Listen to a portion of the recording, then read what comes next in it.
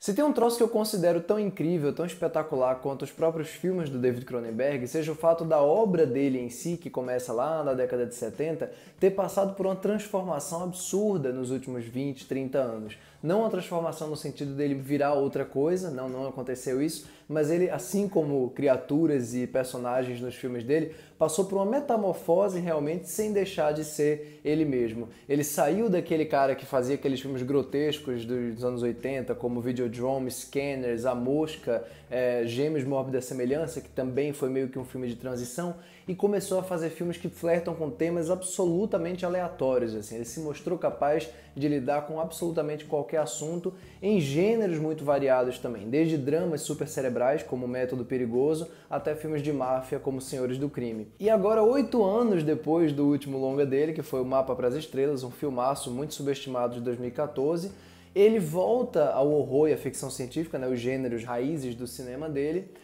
em que da última vez que ele tinha trabalhado foi no Existence em 1999, outro filme subestimado, absolutamente impecável da carreira dele. E felizmente esse retorno foi recompensado.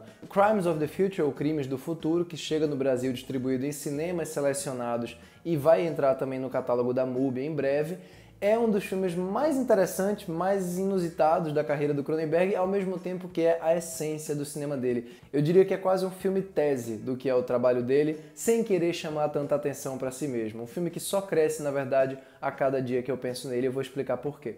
Antes de começar a falar do porquê que eu gostei tanto do Crimes do Futuro, eu vou lembrar você que por acaso ainda não fez isso, não se esqueça de se inscrever aqui embaixo no canal, não se esqueça também, claro, de curtir o vídeo, porque isso ajuda muito o canal a crescer e o YouTube a recomendar o canal para outras pessoas. E lógico, deixa o sininho das notificações aí sempre ativado, porque isso vai notificar você todas as vezes que a gente postar vídeos novos aqui. E se você quiser acompanhar outros comentários que eu faço sobre cinema, você pode me acompanhar tanto na minha conta do Letterboxd quanto na minha conta do Twitter. Eu estou sempre falando de lançamentos que eu assisto ao longo das semanas. O Crimes of the Future de 2022 não é uma refilmagem do Crimes of the Future da década de 70, um filme do Cronenberg, um dos 2 ou 3 primeiros trabalhos dele, que hoje em dia é muito difícil de encontrar, mas ele pega sim algumas ideias dali, além, claro, do título, e desenvolve aqui uma história distópica que se passa naturalmente no futuro indeterminado, em que as pessoas começam a desenvolver órgãos com capacidade de digerir plástico, por exemplo, como é o caso do personagem que abre o filme, e órgãos que são como tumores mesmo, que estão ali só preenchendo espaço, né? Como é o caso do personagem do Viggo Mortensen, que é o protagonista, que começa a desenvolver esses órgãos sem função aparente. Ele e a personagem da Léa Seydoux são dois artistas performáticos, no caso, que trabalham fazendo essas apresentações com cirurgias em público, né? Eles começam a se abrir mesmo para o pessoal ver e com isso começam a gerar uma legião de seguidores, entre os quais a personagem é interpretada pela Kristen Stewart, que trabalha num setor de registro de órgãos, que faz tatuagens em órgãos novos, tatuagens no caso para registrar nomes novos aí desses órgãos, né? E acaba que a relação desses três personagens começa a se estreitar, principalmente no momento que surge na história também um personagem cujo filho, que é o que comentei que abre o filme, comia plástico e tinha capacidade de digerir plástico. Já sinto que eu estou entregando demais do filme, mas é porque ele realmente fala de muita coisa, ele discute muitos temas ao mesmo tempo, sem fazer parecer que está discutindo muitos temas ao mesmo tempo. Ele faz tudo isso em 1h40 de duração, e só essa contenção dele já seria um motivo absoluto de admiração.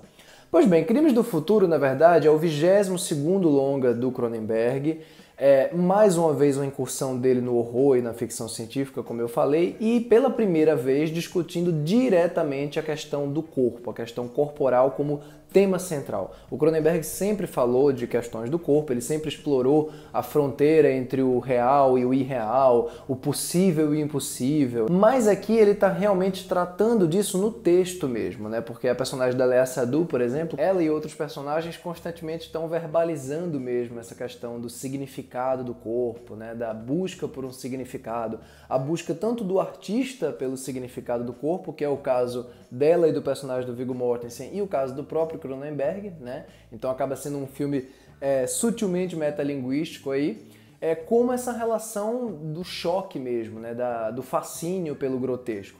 Mais uma vez ele está lidando com o futuro, mas é um futuro anacrônico, né? As televisões, por exemplo, parecem de muito tempo atrás, né? Os aparelhos, de modo geral, dos ambientes, eles são todos meio antigos mesmo, e ao mesmo tempo você tem aquela sensação de um futuro meio cyberpunk, né? Uma coisa meio escura, né? Todo mundo nos cantos, os ambientes externos, eles são muito escuros, sempre filmados à noite, é como se o filme vivesse, né, numa noite que não termina. Tem algum outro momento diurno, mas de modo geral ele é todo um filme construído em cima dessas sombras. São personagens que estão sempre se esquivando nos cantos. O próprio Viggo Mortensen, quando sai na rua, sai com a roupa meio de Darth Vader, né? Quer dizer, todo mundo parece estar vivendo meio nessa lógica de submundo, né? Que é uma coisa que o Cronenberg explorou de uma maneira mais realista, entre aspas, no Crash, né? O filme de 96, que é um dos mais emblemáticos da carreira dele.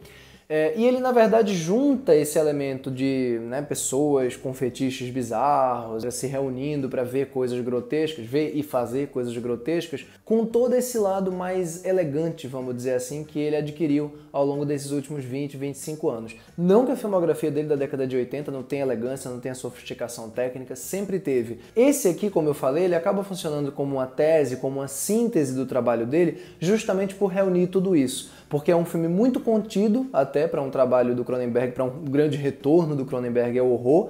Não é contido na violência, porque as cenas em que ele vai mostrar, né, entranhas, etc., elas são muito explícitas, mas elas são trabalhadas num tom solene, muito cadenciado. Ele não tem uma preocupação exacerbada aqui em chocar você. É normal, inclusive, que algumas pessoas terminem o filme se perguntando, tá, o que é que tinha de tão bombástico nesse filme? E aí é que tá o detalhe. Não, o Cronenberg não quer fazer um filme que busca essa transcendência do grotesco, não. Ele está muito mais concentrado nesse elemento mais essencial da encenação dele. E é isso que torna o filme tão fascinante, porque ele é um filme de 1h40, contido, mas que consegue reunir todas essas características mais exemplares, mais incríveis da maturidade que o Cronenberg adquiriu ao longo de tantas décadas. Ao mesmo tempo que ele tem esse lado mais sombrio, esse lado quase barroco mesmo das cenas noturnas, né? Essa estilização dos cenários, ele também é muito tranquilo na maneira como trabalha os planos. Ele tem poucos planos, ele é um filme bem econômico visualmente, né?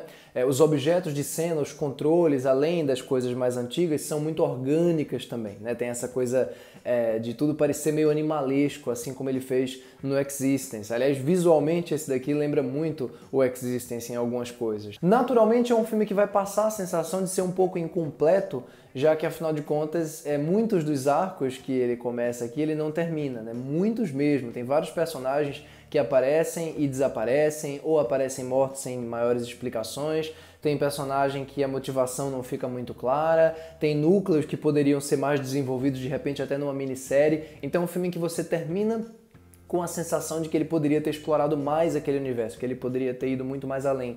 Mas sabe que isso só faz engrandecer ainda mais a experiência do filme na minha cabeça? É o fato de que ele poderia ter ido muito mais longe do que ele foi, no sentido de explorar, né, de maneira mais ambiciosa certos temas, mas a ambição dele está no contrário, está em conseguir fazer tudo isso sem necessariamente ficar chamando a atenção para si mesmo. Se você quiser que raciocine, que pense, que elabore suas teorias, faça suas fanfics em relação ao que aconteceu com certos personagens, ele está ali para fazer esse trabalho dele e finalizar o filme na nota sutil e precisa que ele finaliza. A última cena desse filme, para mim, está entre os melhores momentos da filmografia do Cronenberg, e é um momento que muita gente vai olhar e dizer, ué, o que é que tem de mais nessa cena? Tem tudo que faz do cinema dele tão brilhante, tão único e tão ele, né? Esse daqui é o Cronenberg raiz, é o Cronenberg sem tirar nem pôr. Por isso, então, que na minha cotação, Crimes do Futuro fica com 4,5 estrelas. E é isso, pessoal. Espero que vocês tenham curtido essa crítica. Se você que está assistindo agora de fato curtiu, recomende essa crítica para outras pessoas. Comente aqui embaixo o que você acha da obra do Cronenberg, o que você achou do Crimes do Futuro, qual é a sua expectativa para assistir, se você ainda não assistiu. Um grande abraço para todos e até a próxima. Tchau, tchau.